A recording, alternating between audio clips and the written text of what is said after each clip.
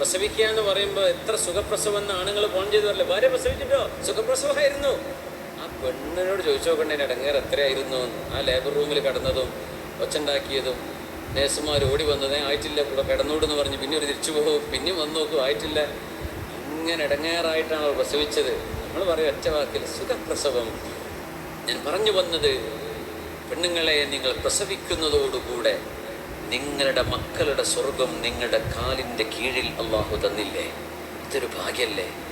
നിങ്ങളൊരു ഉമ്മയാവുക എന്നതോടുകൂടെ നിങ്ങളുടെ പ്രാർത്ഥനയ്ക്ക് അള്ളാഹു ഉത്തരം തന്നില്ലേ? ഒരുപക്ഷെ ആ ഉമ്മയാണെന്നൊക്കെ ബോധമൊക്കെ വരണമെങ്കിൽ ചിലപ്പോൾ പേരക്കുട്ടികളൊക്കെ ആവേണ്ടി വരുന്നു മാത്രം. പക്ഷേ നിങ്ങൾ ഉമ്മയായി മാറുന്നതോടുകൂടെ നിങ്ങളുടെ കാലിൻ്റെ താഴെയാണ് നിങ്ങളുടെ മക്കളുടെ സ്വർഗം.